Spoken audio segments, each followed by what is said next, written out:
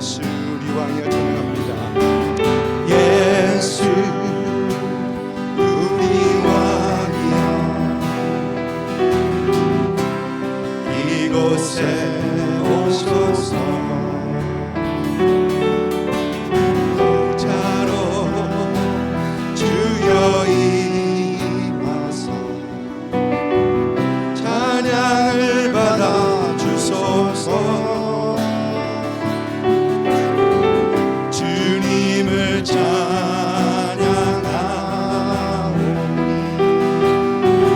주님을 경배하오니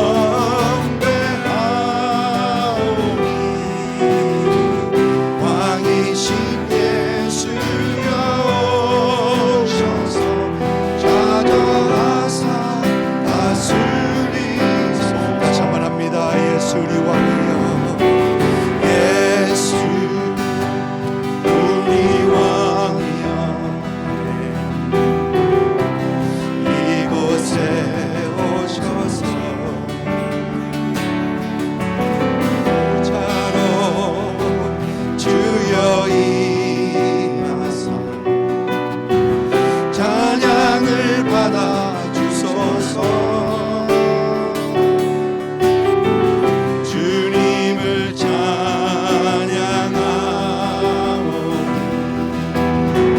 주님을 경배하오니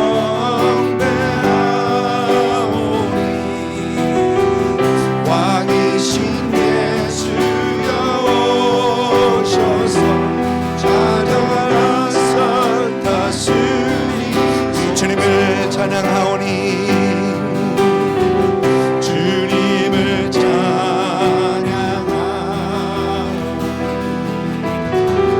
주님을 경배하오니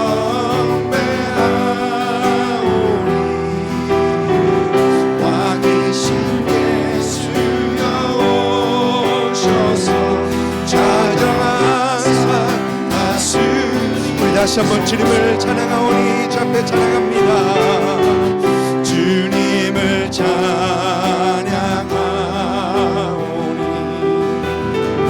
주님을 경배하오니 왕이신 예수여 오셔서 찾아와사 다스리소서. 다시 한번 주 앞에 찬양합니다. 왕이신 나의 하나님 왕이신 나의 하나님 내가 주를 높이고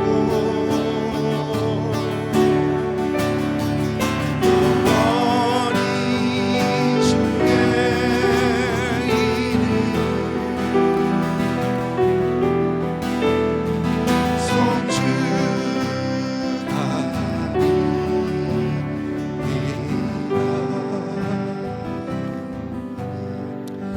사랑의 하나님, 왕이신 우리 하나님 아버지 참 감사합니다.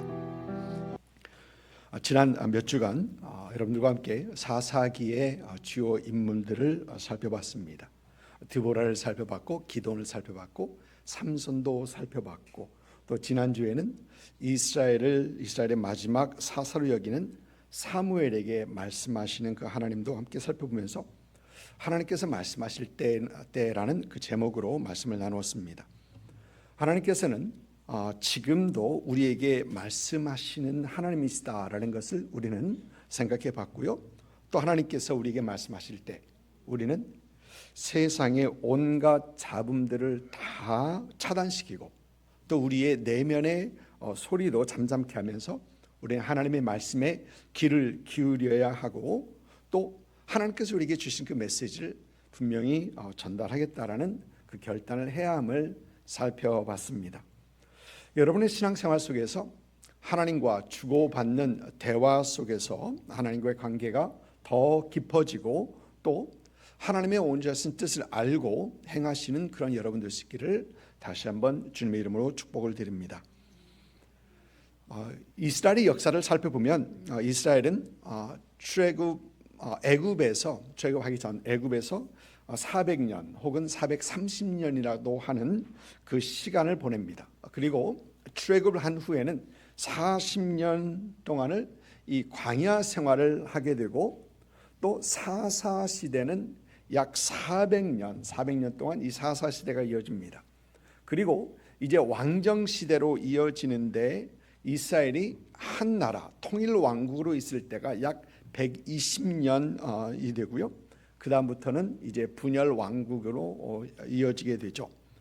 오늘 말씀은 이스라엘이 사사 정치 시대에서 이 왕정 정치로 이어지는 그 말씀들을 오늘 말씀은 나누고 있습니다. 사사기를 우리 성경은 이렇게 말합니다. 그때에는 이스라엘에 왕이 없으므로 사람마다 자기 소견에 옳은 대로 행하였더라. 왕이 없으므로 자기 소견에 옳은 대로 행하였더라.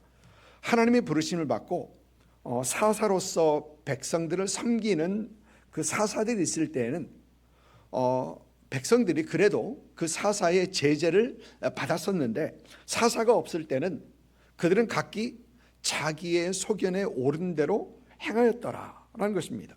그래서 사사 시대를 엄격하게 말하자면 무정부 시대입니다. 무정부 시대, 한 나라의 중심 인물이 없는 시대, 그리고 나라를 다스리는 그 시스템이 없는 그러한 무질서한 시대요, 힘이 법이 되는 그런 시대가 바로 이 사사시대라는 것입니다.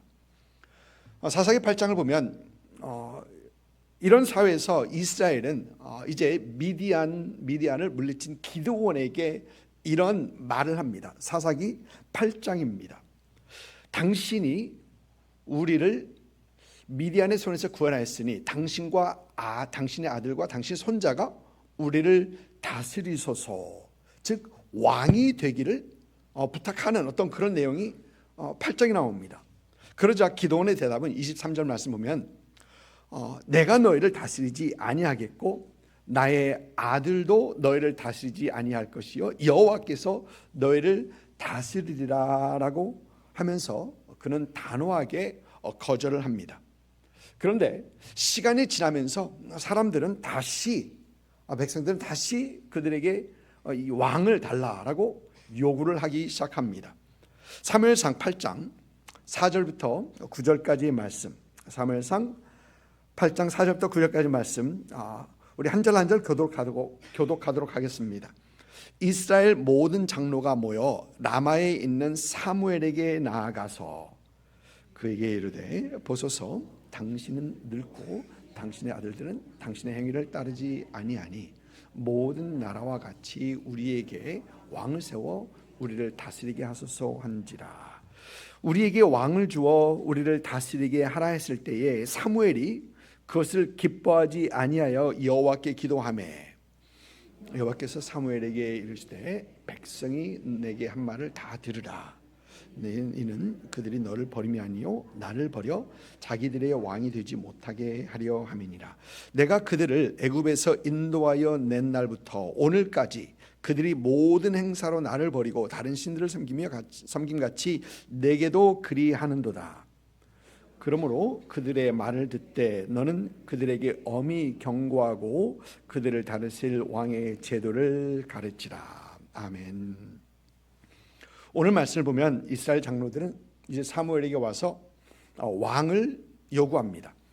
그들이 사무엘에게 왕을 요구하는 이유는 5절 말씀 보니까 첫째는 사무엘이 너무 늙었다는 것이고, 두 번째는 사무엘의 아들들이 사무엘의 행위대로 올바른 길을 걷지 못하고 있다라는 것입니다. 사무엘은 이제 나이가 들자 그 아들들을 이스라엘의 사사로 세웁니다. 지난주 살펴봤었습니다.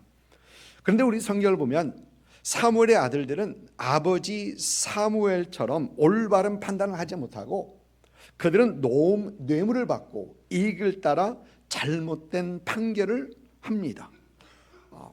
백성의 장로들은 이런 사람들이 사사가 되어서 백성을 다스린다라는 것은 있을 수 없다, 절대 그러지 못한다라고 생각했던 것입니다. 그래서 사무엘에게 왕을 요구합니다. 이런 백성의 장로들의 그 요구는 매우 합리적인 것처럼 보입니다. 여러분, 아마 우리도 그 자리에 있었더라면 우리도 그 장로들의 그 요구에 동의했을 것이고 우리가 왕을 요구했을지도 모르겠습니다. 그런데 여러분, 언뜻 보기에는 매우 합리적으로 보이는 이 백성들의 요구, 이 요구를 보니까 사무엘은 기뻐하지 않아요. 그런데 사무엘이 기뻐하지 않는 것은 우리는 충분히 이해할 수 있습니다. 여러분, 당신은 이제 늙었으니 이제 그만 물러나시오 라고 하면은 그것을 좋아할 사람이 누가 있겠습니까? 그런데 사무엘은 너무 늙었다고 하는 겁니다. 또 두 번째, 당신의 애들이 문제예요 라고 하는데 아무리 그게 사실이라도 그 얘기를 좋아할 사람은 없죠. 그래서 사무엘은 기뻐하지 않고 백성들이 자신을 버렸다라고 생각하고 있는 것 같습니다. 그런데 오늘 말씀을 보면 하나님께서는 사무엘에게 말씀하십니다. 그들이 너를 버림이 아니요 나를 버려 자기들의 왕이 되지 못하게 함이니라. 여러분, 무슨 말입니까? 백성들이 왕을 요구하는 것, 언뜻 보기에는 매우 합리적인 그 요구처럼 보이는 그것 내면에는 백성들의 하나님을 버림이 있다는 것입니다. 그들의 내면에는 하나님을 버림이 있다는 것입니다. 여러분, 백성들은 하나님을 어떻게 버렸습니까? 합리적인 것을 요구하는 것 같은데 여러분, 그 요구는 하나님의 뜻을 전혀 고려하지 않았다는 것입니다. 하나님의 뜻을 구하지 않고 하나님께서 무엇을 원하는지 전혀 묻지도 않고 생각하지도 않고 그들은 왕을 요구했던 것이죠. 우리가 말씀을 쭉 읽어 내려가다 보면 사무엘은 백성들이 왕을 요구할 때에 너희들은 그 왕의 노예가 될 것이다 라고 말을 합니다. 그리고 그 왕 때문에 하나님 앞에 부르짖게 될 것이다 라고 얘기합니다. 너희는 결국 후회하게 될 것이다 라고 말하면서 그때가 되면 너희는 하나님께 부르짖어도 하나님께서 너희에게 응답하지 않겠다라고 하나님께서 말합니다. 그런데 이런 사무엘의 말을 백성들은 완강하게 거부하면서 아니로소이다, 우리에게도 왕이 있어야 되겠나이다 라고 하면서 고집합니다. 여러분, 이런 백성들을 보면 그들은 대놓고 우리는 하나님이 필요 없습니다 라고 얘기하진 않습니다. 대놓고 우리는 하나님이 싫습니다 라고 얘기하지 않습니다. 그러나 그들이 합리적이다라고 생각하는 그 선택과 요구 뒤에는 결국 하나님을 버리는 것, 하나님의 뜻을 거부하는 것, 하나님을 거부하는 것이 분명히 있다라는 것입니다. 여러분, 여기서 우리는 생각해 봐야 합니다. 저와 여러분은 신앙생활을 하면서 그 신앙생활이 우리 생각에 합리적이기 때문에, 그리고 우리는 신앙생활을 합리적으로 하고 있는가 라는 그런 생각을 해보는 것입니다. 여러분, 죄인들을 위하여 하나님께서 아들을 보내신 것이 어떻게 reasonable, 어떻게 합리적입니까? 여러분, 인류의 죄를 사하시기 위하여 하나님께서 인간이 되셨다? 여러분, 그게 어떻게 합리적입니까? 우리 죄를 사하시기 위하여 아들을 내어주시기 뿐만 아니라 그 아들을 처참한 십자가에 달리게 하신 그것이 여러분 어떻게 reasonable 합니까? 어떻게 합리적입니까? 경건하지 않은 자를 위하여 죄에 찌들은 사람들을 위하여 아들을 내어주는 것이 여러분 어떻게 합리적입니까? 여러분이 이 우리를 향한 하나님의 사랑, 하나님의 헌신이 합리적인 것이 아닌 것을 말하기 위해 사도 바울은 로마서 5장에서 이런 얘기를 합니다. 합리적이 아닌 것을 위해서 말입니다. 로마서 5장을 보면 5장 6절부터 8절까지인데 6절 말씀 보니까 이렇습니다. 우리가 아직 연약할 때에 기약한 대로 그리스도께서 경건하지 않은 자를 위하여 죽으셨다. 여러분, 여기서 연약하다는 말, 우리에게 죄를 짓지 않을, 죄를 이길, 또 죄의 문제를 해결할 만한 힘이 우리에게 없다는 얘기죠. 여러분, 죄를 짓지 않을 힘이 없으면 어떻게 됩니까? 죄를 이길 힘이 없으면 어떻게 됩니까? 여러분, 우리에게 죄를 이길 만한, 죄의 문제를 해결할 만한 그 힘이 없으면 어떻게 됩니까? 당연히 죄를 짓게 되고 죄로 찌드는 인생을 살 수밖에 없죠. 7절 말씀 보니까 의인을 위하여 죽는 자가 쉽지 않고 선인을 위하여 용감히 죽는 자가 혹 있거니와. 여러분, 그런데 여기서 사도 바울이 하지 않은 얘기했습니다. 의인을 위하여, 선인을 위하여 혹 용감히 죽을 자가 있을지 몰라도 죄에 쩌들은 사람들을 위하여 목숨을 내놓은 사람은 아무도 없다는 얘기입니다. 자기 목숨을 내놓는데 선한 사람을 위해서 혹 있을지도 모르겠어요. 그러나 그렇지 못한 죄인들을 위해서 자기 목숨을 내던질 사람은 아무도 없다는 얘기입니다. 그러면서 8절에서는 우리가 아직 죄인들일 때에 그리스도께서 우리를 위하여 죽으심으로 하나님께서 우리에 대한 자기의 사랑을 확증하셨느니라.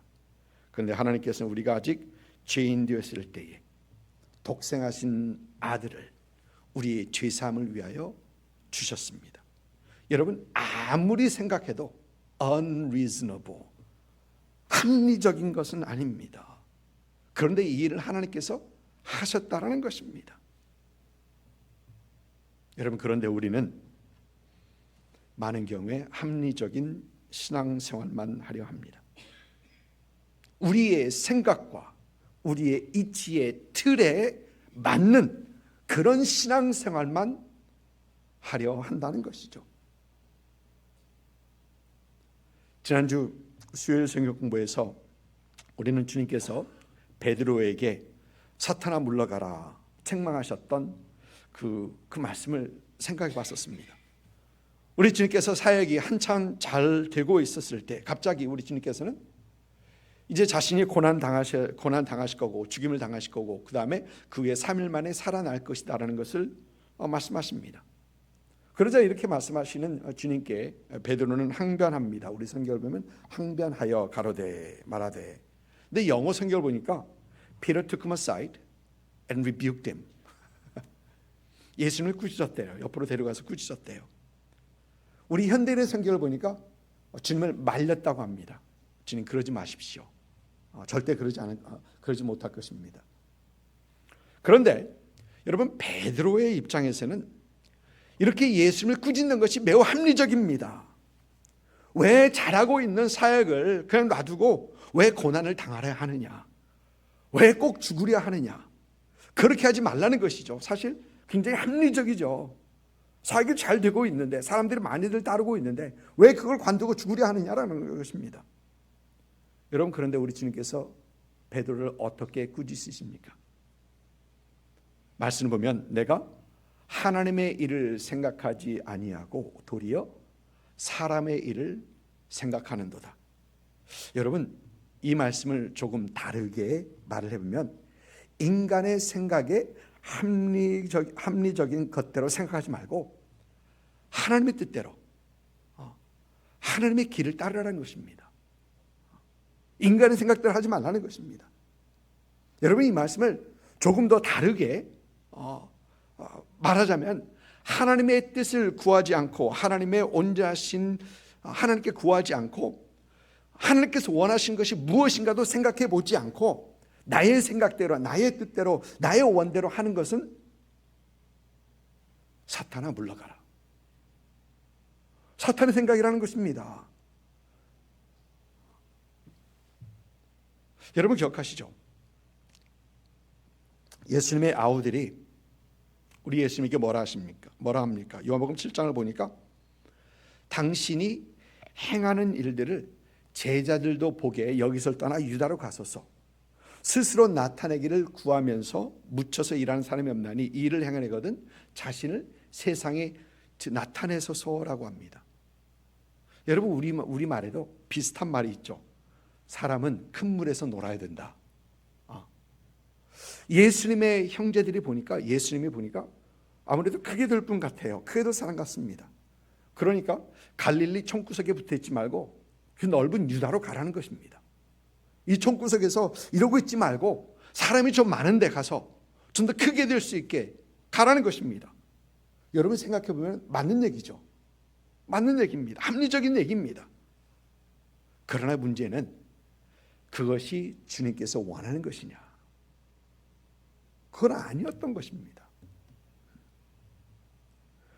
사무엘에게 왕을 요구하는 사람들은 사사시대 사람들이 사람마다 각기 소견에 옳은 대로 행하였더라. 하나님에게 물어보지 않고 자기 생각에 옳은 대로 행하였더라. 지금 그것을 그대로 하고 있는 것입니다. 그거 그대로 하고 있는 겁니다. 이사야 선지자는 우리에게 하나님의 생각은 우리 생각과 다르고 하나님의 길은 우리 길과 다르다라고 얘기합니다. 하늘이 땅보다 높은 것처럼 하나님의 길과 하나님의 생각은 우리 길과 생각보다 더 높다고 하십니다. 사랑하는 성도 여러분, 하나님의 생각이 여러분의 생각과 다를 땐 어떻게 하시겠습니까?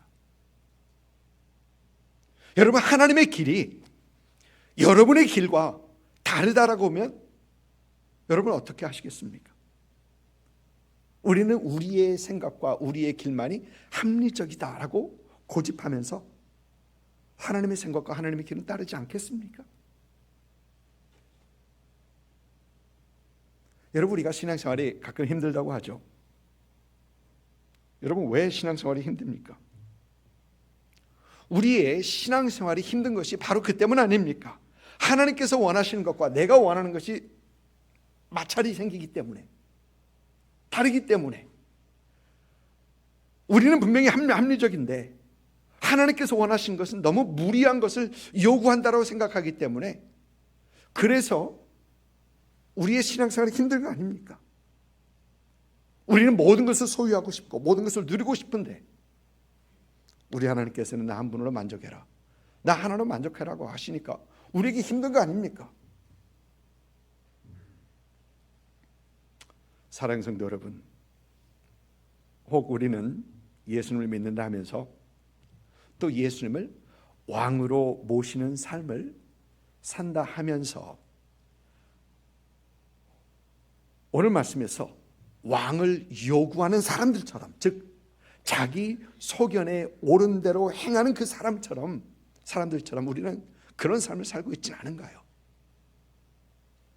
하나님을 왕이라고 고백하면서도 그러지 못한 나의 생각에 이치에 옳고 합리적인 그것만을 추구하며 살아가는 그런 인생을 살아가고 있진 않은가요? 하나님을 왕으로 모신 우리의 삶은 결국은 내 생각에 옳은 대로가 아닌 나의 생각에 합리적인 reasonable한 것이 아닌 하나님께서 원하시는 하나님의 말씀대로 따르고 행하는 삶을 사는 것입니다. 여러분, 그러기 위해서 여러분 우리가 항상 기도하고 항상 우리 마음에 소망하는 것이 있어야 하는데, 그것은 하나님의 마음이 나의 마음이 되게 하옵소서. 하나님의 생각이 나의 생각이 되게 하옵소서.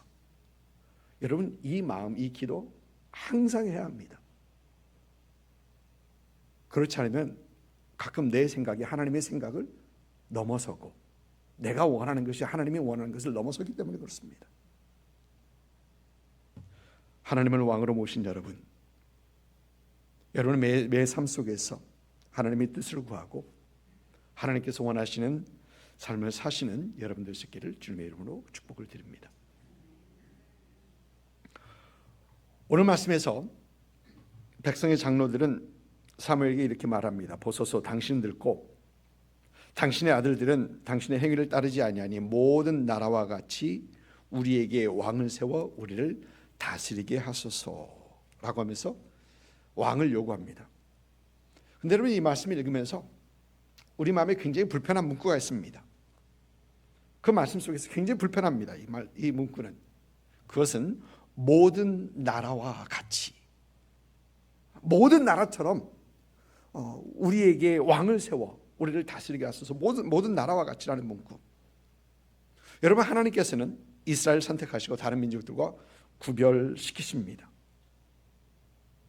하나님께서 아브라함과 그 집에 속한 모든 남자들에게 하나님의 택함을 받은 민족이라는 징표로 할례를 받게 하시죠.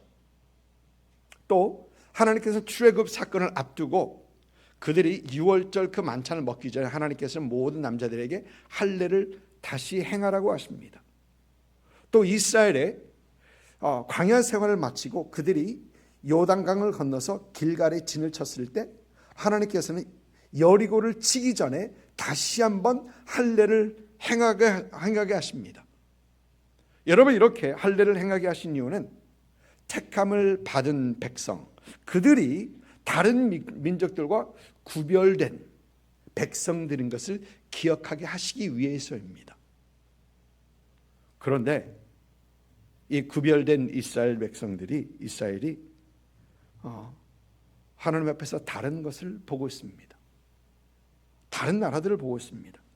여러분, 하나님께서는 구별된 이스라엘에게 하나님께서 긍휼을 베푸시고 선을 베푸십니다.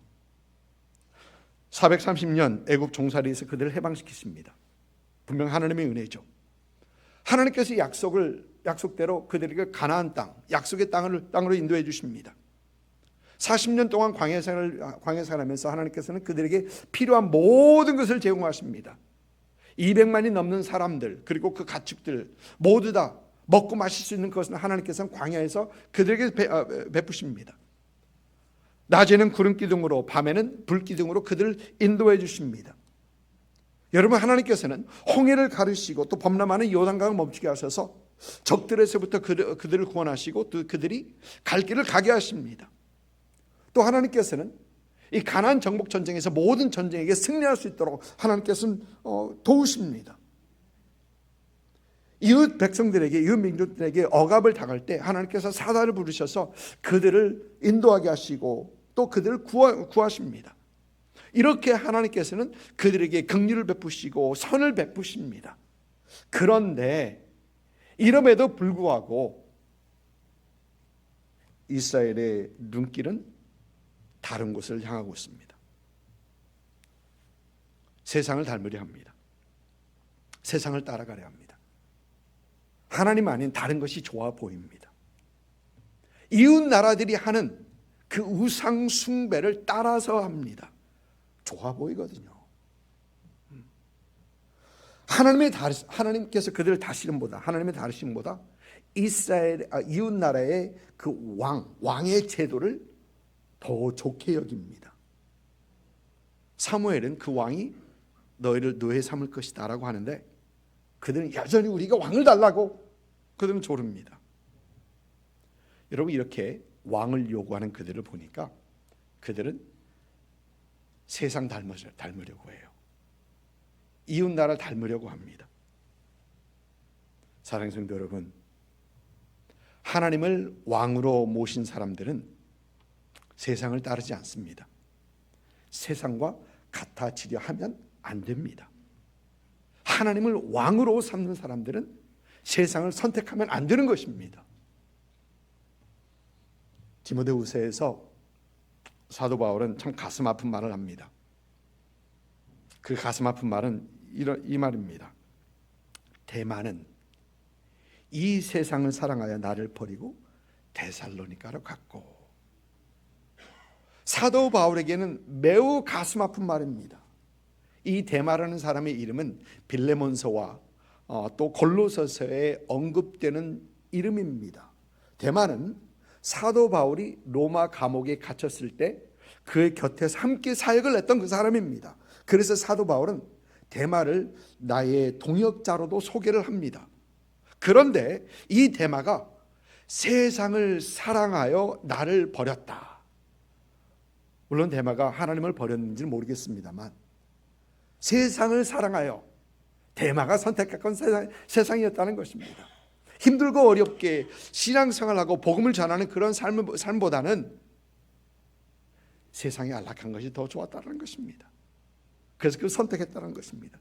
얼마나 사도 바울에게는 충격적인 말인지 그 선택인지 모릅니다. 로마서 12장 2절 여러분 잘 아시는 말씀이죠. 너희는 이 세대를 본받지 말고, 이 세대를 본받지 말라. 하나님을 왕으로 모신 사람들은 이 세상 닮지 말라는 것입니다. 세상 따라가지 말라는 것입니다.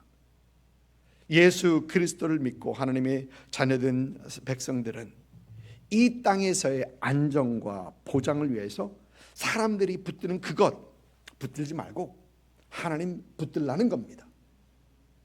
세상 사람들이 바라는 거 바라지 말고, 세상 사람들이 구하는 그걸 구하지 말고 하나님을 구하고 하나님을 바라라는 것. 여러분, 우리에게 세상 사람들이 바라는 것 바라고 세상 사람들이 구하는 것 구하는 것이 우리에게 있다면 우리는 이 세대를 본받는 사람들이 되는 겁니다. 여러분, 우리 주님께서 마태복음 6장에 이런 말씀하시죠. 너희는 무엇을 먹을까, 무엇을 마실까, 무엇을 입을까 염려하지 말라. 이것은 다 이방인이 구하는 것이다. 여러분, 무슨 말씀입니까? 우리 예수 믿는 사람들은 이방인, 즉 예수 믿지 않는 사람과 바라고 구하는 것이 달라야 된다는 것입니다. 그러면서 우리 주님께서는 이어서 말씀하시는데 너희는 먼저 그의 나라와 그의 의를 구하라. 여러분, 왜 우리 주님께서 먼저 그의 나라와 그의 의를 구하라 하십니까? 여러분, 그 의는 먼저 우리의 힘을 다해 우리의 우선순위 1순위로 우리가 하나님의 나라와 하나님의 의를 구하게 될 때 세상이 구하는 것, 하나님을 모르는 사람들이 구하는 것, 그것은 어딘가 모르게 사라지기 시작합니다. 우리가 전심을 다하여 하나님의 의를 구하고 하나님의 나라를 구하게 될 때는 다른 것들은 하나하나 그렇게 중요하지 않게 된다라는 것입니다. 여러분, 또 이 말을 조금 다르게 말하면 세상을 닮아가지 않는 것, 그것은 저절로 되지 않는다. 여러분, 세상 닮지 않는 것, 이 저절로 되지 않습니다. 예수님을 왕으로 모시고 살아가는 사람들, 여러분, 우리는 세상을 닮지 않기 위해서 능동적으로 액티블리 하게 그 하나님의 나라와 하나님의 의를 구하여야 한다. 여러분, 그렇지 못하면 우리는 점점 세상을 언젠가 모르게 닮아가게 돼요. 여러분, 세상은 우리로 하여금 세상을 닮게 하기 위하여, 세상 따라가기 위하여 엄청난 노력을 하고 있습니다. 지난주 말씀을 드리면서 우리는 세상에 너무 혼잡한 음성들 속에서 살아가고 있다라는 말씀을 드렸었습니다. 우리의 마음과 귀와 마음을 사로잡기 위해서 세상은 엄청나게 노력하고 있다. 그런데 우리는 그 중에서 가만히 있으면 언젠가 모르게 세상 닮아갑니다. 가만히 아무것도 않고 있으면 서서히 세상 닮아갑니다. 그래서 우리 예수 믿는 사람들, 주님을 왕으로 모신 사람들은 세상 닮지 않기 위해서 수동적으로, 의도적으로, 능동적이었나요? 액티블리하게 예수님 닮기 위해 힘쓰고 애써야 한다는 것이죠. 하나님의 나라와 하나님의 의를 구하기 위해서, 우리 주님 닮기 위해서 힘쓰고 애쓰는 그런 우리가 되어야 된다는 겁니다. 이런 여러분 되시기를 주님의 이름으로 축복합니다. 여러분, 오늘도 우리는 왕이신 우리 하나님 앞에 있습니다. 왕이신 하나님 앞에 우리는 내가 생각하는 합리적인 것만은 고집하지 않고 우리에게 주신 하나님의 마음으로, 하나님의 생각으로 온전히 하나님의 뜻을 구하고 또 이 세상 닮지 않고 우리 주님 닮기에 힘쓰고 애쓰는 그런 우리가 되어야 합니다. 여러분의 삶 가운데 왕이신 하나님, 왕이신 우리 주님을 고백하고 찬양하고 주님께 경배에 올려드리시는 여러분 되시기를 주님의 이름으로 축복을 드립니다. 아멘. 이제는 우리 주 예수 그리스도의 은혜와 아버지 하나님의 극진하신 사랑하심과 성령님의 감화 감동 역사하심이 이 세상에서 하나님을 왕으로 삼고 살아가는 우리, 이제 나의 생각이 아닌 하나님의 생각과 하나님의 마음으로 하나님을 기쁘시게 하며 세상을 닮지 않고 하나님을 닮아가기를 소망하시며 또 이를 위해 결단하시는 오늘 예배에 함께한 모든 성도님들 위해와 그들의 가정과 사업체와 일터와 우리 템파는 장로교회와 또 예수님을 주로 고백하는 모든 교회 위에 지금부터 영원토록 함께 하시기를 우리 구주 예수님의 이름으로 축원하옵나이다.